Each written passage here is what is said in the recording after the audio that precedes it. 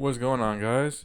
Radio Graffiti here, and today I want to talk to you guys about the new TV show that just came out called Gen V. Gen V is a spin-off of The Boys. This show centers around some supers that are in like a special super college, and yeah, shit happens. So yeah, what do I think about this show? I think it has the same tone as The Boys, and it has the same thing The Boys does, where out of nowhere it'll do something really shocking to try to shock the audience, like, oh, well, a regular scene of people talking, and then the next scene, oh, it's a tiny woman on some guy's dick. And I mean literally, a tiny woman on somebody's dick.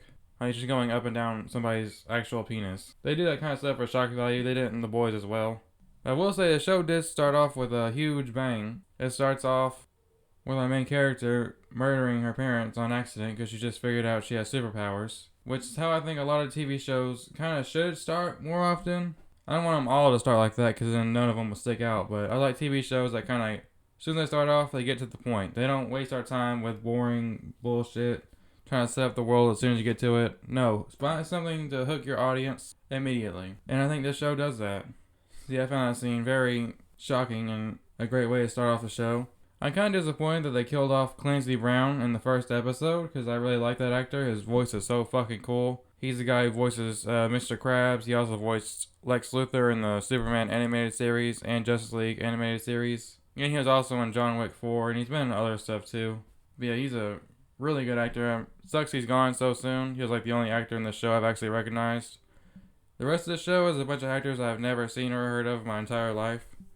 So I guess it's kind of a good thing for the show because it gives it kind of a chance for you to recognize the actors from the show. Whereas it's not like, oh look, there's Will Smith. He's in Gen V. I like his character because that's Will Smith. Because it could also be distracting, but the fact that I don't know any of these actors means I don't have a connection to them, so I can easily identify them with their characters. I think all the effects in the show look pretty good. And I like how much they actually use their superpowers in the show because they could easily just try to find ways to cheap out and, oh, we can't, that's too expensive, we can't show that, so let's just cut really quick, or let's have some way where we can skip past that or something. Let's do it as cheap as possible. That's typically what you see in superhero shows nowadays. But in here, they're not scared to kind of show off somebody's powers. Like that Luke guy, he was on fire for quite a while in the first episode. And they constantly just use their superpowers all throughout the show as well.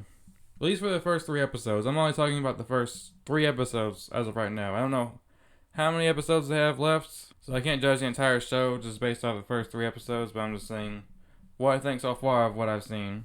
And they do end episode 3 on a cliffhanger where the female Ant-Man basically comes out of some security guard's ear and she's like, oh shit, and then it cuts. I thought that was pretty good where she was just kind of chilling and hanging out with him. All the characters in the show are pretty interesting actually. Sometimes they get a little bit boring where I'm kind of like, oh, I don't really know what's going on or where is this going. But for the most part I'm like, well, I care about these characters. I'm interested to see where the story goes. It does kind of feel like a reskinned version of The Boys so far. But yeah, the show feels very similar to The Boys, so I can probably hurt it a little bit because it's like, well, I've already seen a lot of this stuff before on The Boys, so you can't really shock me. Whereas if I watch the show without seeing The Boys, it'd probably be more shocking, like, oh, what? That person just got murdered. Oh, wow. That person just killed himself. What? That's so weird. This girl's on somebody's dick. They're actually showing the penis. That's so weird. Because I've watched 3 seasons of The Boys now, I'm kind of used to that in this world. But yeah, so far so good. I like the first 3 episodes. It's very adult, very mature. I'm interested to see where they go with, I think the main character's name is Marie. I'm interested to see where they go as far as where her sister is, because they kind of leave that kind of dangling in the background, because they bring it up when she goes to the interview. They're like, oh yeah, I emailed your sister. And it's like, can I have the email?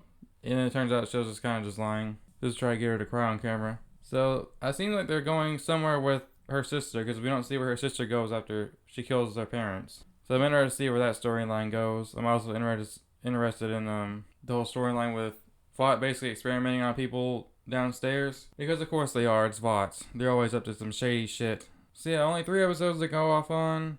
I'd say it's a good start. I also like how they have some cameos from characters in The Boys.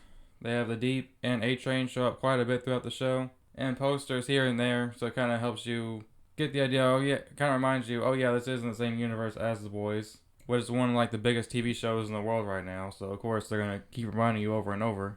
And it fits, because that's how it is, always been set up in the world, where people basically idolize soups. So it makes sense that just posters of superheroes all throughout just random areas and statues of Homelander and stuff, because people idolize these soups. I am kind of confused as to where this is set.